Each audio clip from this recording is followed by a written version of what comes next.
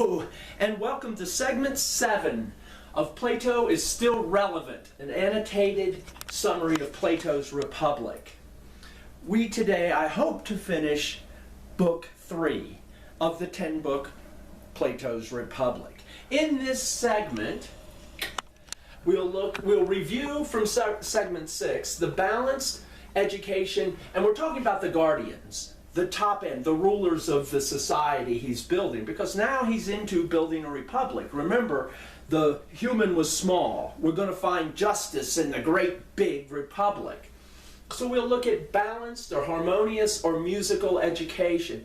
By the way, in ancient Greek, the word musical and the word educated were synonyms. They meant the same thing.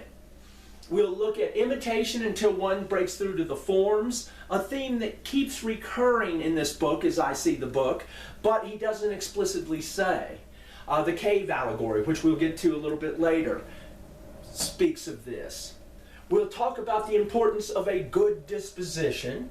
We'll look at the notion of what temperance is in Socrates' mind. And finally, we'll talk about tuning gymnastics and poetry, which we did a little bit of in book 6, or segment 6, sorry. This is all book 3. So here we go, segment 7. Segment 6, we looked at a balanced education, and that is balancing gymnastics with poetry. Poetry is for developing the wisdom part of the psyche, or the soul, and gymnastics is for developing the spirited, or that courage part, the part where you can rise up and defend what wisdom says to defend. And each must, though, be balanced. And he argues we start with storytelling. And the point of storytelling is to tell stories that promote valuing, loving one another. For the guardians, the rulers must love all the citizens, and those citizens that get this education that don't become guardians still must value loving one another. We'll censor stories that call for anything that makes the guardian not a guardian. We don't want them imitating maniacs, craziness, excessive anger. We don't want them imitating people who moan their destiny or their fate. We want our children, and especially the young guardian types, the golden souls, to adopt and develop habits that lead to excellence. Imitation is a starting place. But ironically, in the city, we want no imitators. They start out by imitation. You start out as a shoemaker, imitating, but eventually you want to make shoes the way you uniquely make the shoes. That way you become, and every citizen becomes, an innovator. Okay, so we're going to teach harmony. We're going to harmonize gymnastics and poetry. So everything in the kids' lives have to be harmonious. And really, the speech and the way they speak reveals their spirit. So we can also train the spirit or the soul by teaching our children to speak well, not only the word choice, but how they speak, what they say. The speech and manner of diction reflect the soul. And we can do this with music. We'll have one form of music, says Socrates, for peacetime, and one form of music for war, to fire up that courage part, and one to fire up the wisdom part. But we got to be very careful. No innovation in music, no new styles. Please realize, says Socrates, the ways of music can change the ways of state. He said that 380 BC. You know, I always think of the Beatles invasion. Here comes rock and roll, and come on, those of you who lived through that changed our culture. That changed our culture through and through. The ways of music can change the ways of state. Our eras are defined by the type of music people listen to. So we have to be very careful with our music. Now, to achieve the harmony we're looking for, this harmony between gymnastics and poetry, we've got to first start with building with a good disposition. All of our craftsmen throughout the city must be compelled to craft things in the image of a good disposition. This must be part of their daily actions as well. This is, loving one another. Imagine going into a restaurant where you can see the kitchen. They have one of those rectangular walls, and going back a few years, and you can see the cook back there, and they have that spindle, and you can put the order up on the spindle, and around comes the spindle, and it's your order, and the cook throws a spatula on the ground and says, "I'm not making another hamburger as long as I live," and he kicks the spatula and throws around a few dishes. Honestly, what do you think your chances are of getting a good hamburger? But if the guy is patient, takes his passions, regulated passions, and puts them into the hamburger in a harmonious way, where this is a lot but holds back here, then you're going to probably get a good hamburger. And this balance, this harmony, is taught in storytelling. Plato's Academy, above the door it says, "Let no one that doesn't understand math enter here." But then he also says the most sovereign nurture, the king of nurturing young people, is in storytelling, in fiction. And our stories must promote temperance. Okay, so we can lead children to recognize temperance and its opposite. The cook who throws the spatula as the one who puts a balanced and harmonious spirit into the hamburger.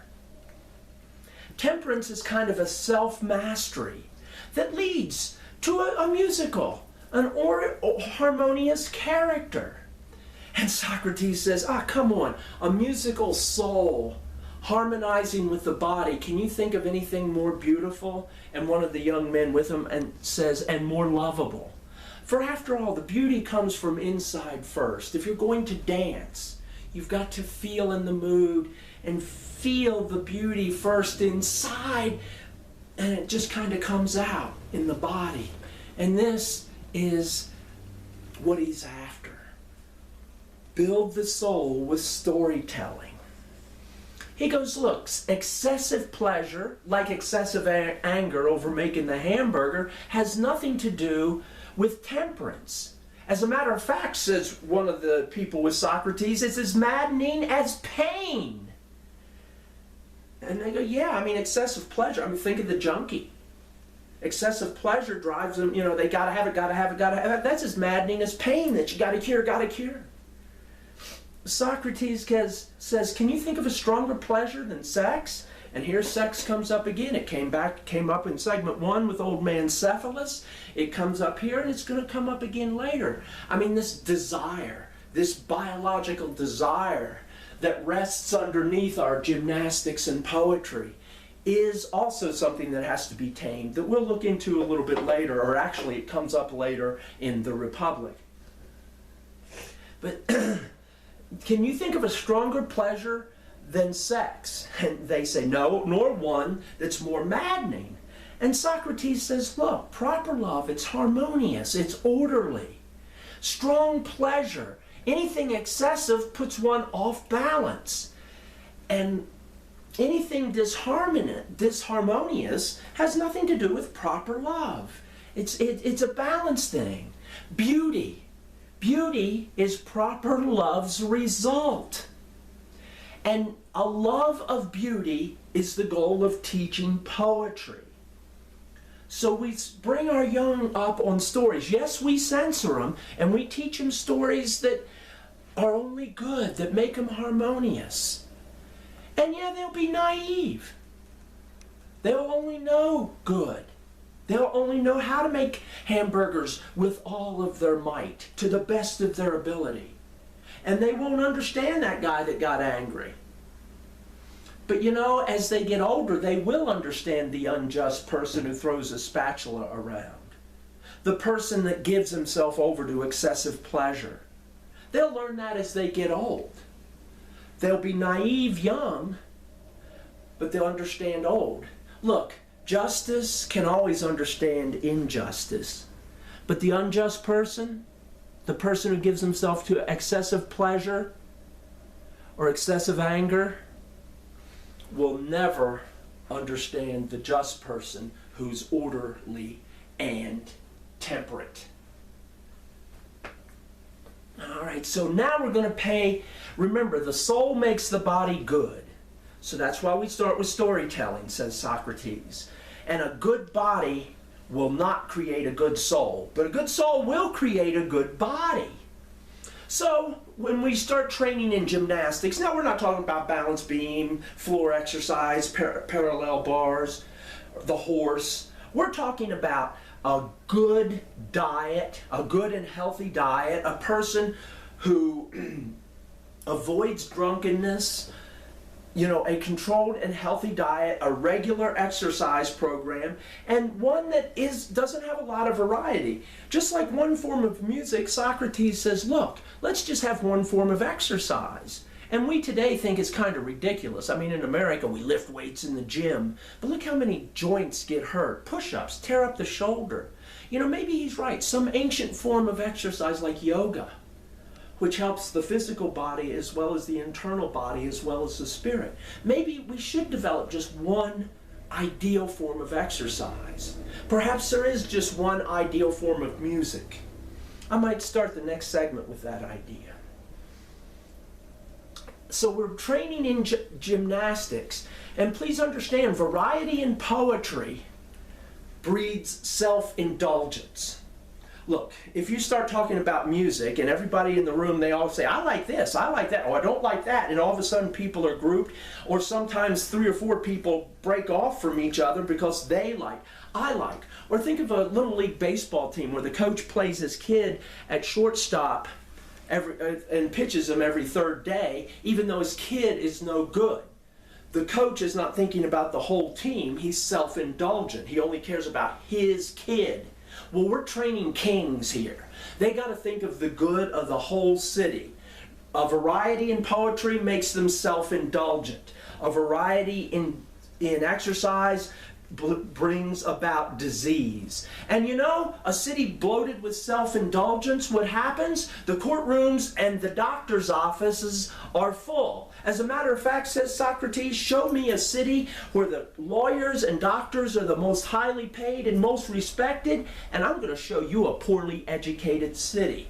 I mean, if people are brought up to be harmonious and just or temperate, they won't need courtrooms. If people eat well and exercise regularly, they won't need doctors. Nothing worse than wiggling around rules or disease coddling, says Socrates.